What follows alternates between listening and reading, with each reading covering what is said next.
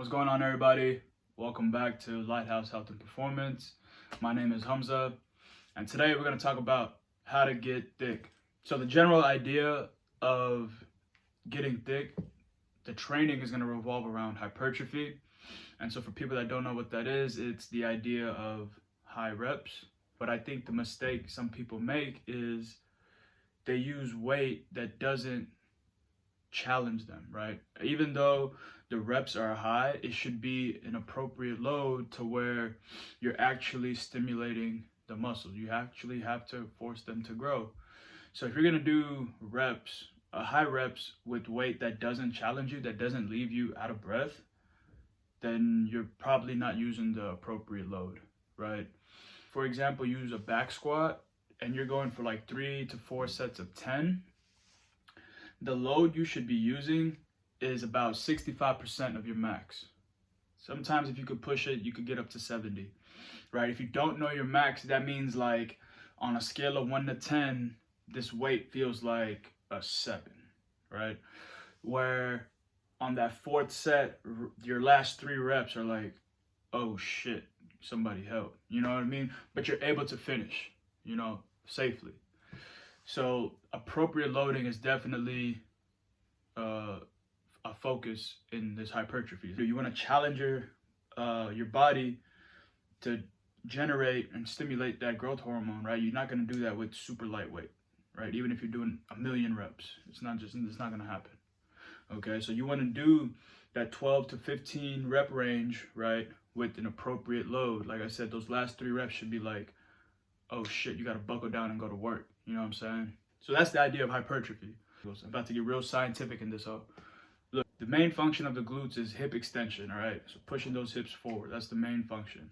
A secondary function is hip abduction, so moving that leg away from the body, and hip external rotation, so rotating that leg out. You know what I mean? Your training should focus around those movement patterns, right? And so the hip extension, such as you can see it at the top of a squat, you can see it in an RDL when you're pushing your hips forward to get back tall. The hip abduction is those cable raises that everybody likes to do, lateral band walk, or maybe even some band work, lateral lunges, things like that. And that external rotation of the femur, or of your thigh, comes from your positioning in your squats or your deadlifts or your lunges, whatever movement that you're doing, right? That's where the external rotation comes into.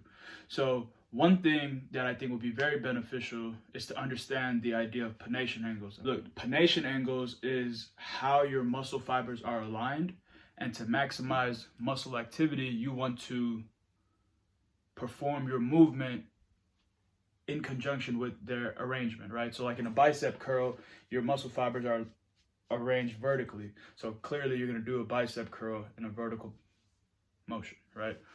So in the glute, however, your muscle fibers are arranged, look at that, in the glute max, glute thick, they're arranged at about 30 to 45 degrees, and the glute medius, they're arranged pretty horizontally. So that's why whenever you do band walk, for example, your hips are going to be horizontal and you're taking your steps, right? Now, whenever you do your squats and your deadlifts, your hip thrusts and things like that, assuming a sumo position where you're nice wide base and rotating that knee out and your toe in the same direction. So your ankle, knee, and hip should be in line, right? But I want you to take a 30-degree, rotate your femur about 30 degrees, and then rotate your foot about the same.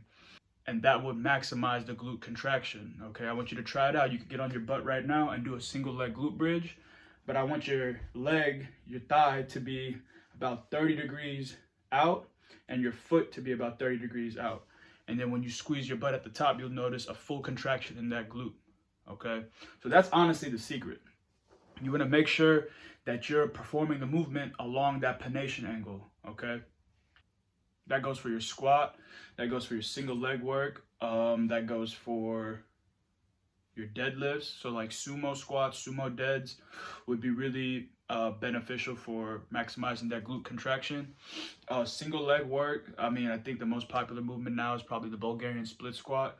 whenever you're doing any kind of single leg work and you're trying to focus or emphasize that glute activation, you want to have a forward lean. So kind of slightly, I'm not telling you to round your back or anything. I want you to hinge at your hips and get your chest over your knee whenever you're doing single leg work to really emphasize that glute. Your frequency has to be pretty high. So I would imagine you probably need to train 3 times a week, specifically targeting the muscles you're trying to grow, right?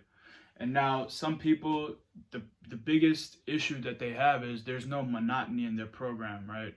They're doing 10 different exercises 3 times a week, you know what I mean? And then one week they'll do complete different exercises, right?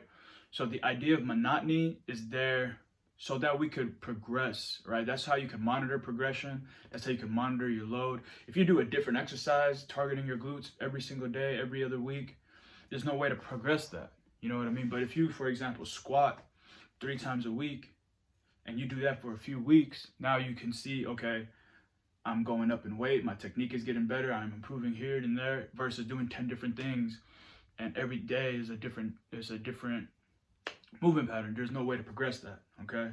So bear with me. Like, you gotta put up with the monotony to get to the goal that you want. Deal with the monotony. Look, there's strength and routine. Just trust it. The best programs are simple and repetitive. You know what I mean?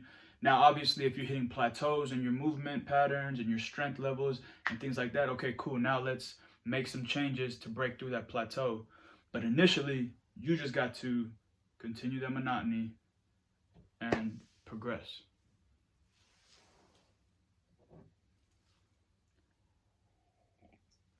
We talked about hypertrophy. We talked about the function of the glutes and what kind of movement patterns they do. Now, in order to get thick, you got to eat thick. In order to get big, you got to eat big. All right. So this goes for any goal. It doesn't just, obviously not just the glutes and things like that, but for any goal that you have, you need to eat more protein. Definitely more than you're eating right now. I guarantee it. Okay. Depending on what your activity level is, everybody's protein requirement is a little bit different. A general rule of thumb is like 0.7 to 1 gram per pound of body weight you want to be. If the goal is hypertrophy, if the goal is to get thick, you got to eat protein, okay? And not just that, you need to recover. A lot of people just go to the gym, train, and they get upset that they're not seeing the results that they want. But recovery is a huge part of the process, and that's something that goes so overlooked, right? How you eat, how you sleep, how you hydrate, how you recover, those kinds of things are more than half the battle, okay? With all that said, the Build a Booty Phase 1 program is ready to go. If you're interested in starting that program, DM me and we could get to work. Hey, Lighthouse Health and Performance, stay disciplined, stay inspired, keep working. I'll catch y'all later.